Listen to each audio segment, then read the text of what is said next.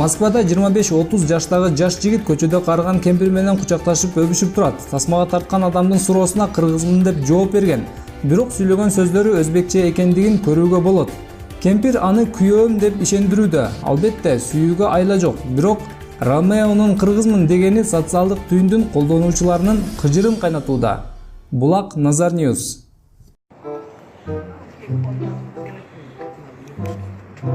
Это мой муж. Муж? Видишь, я тебя нашла мужа. Когда? Когда нашла? Сейчас.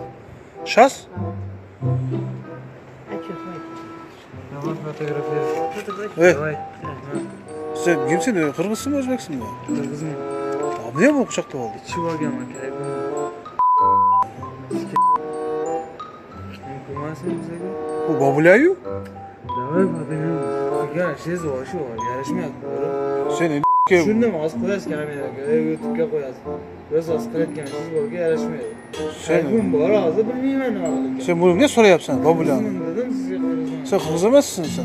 Yok kırmızı mı? Üzülme ama. Koyver bunu, ne alasın? Ne var bu? Anaka bulmaydı de sen de. Kya sizdeki yarışma yaptılar. Bu ketten hemen. Hop katten mi babası siz yarışma yaptılar. Давай, babulayı, иди.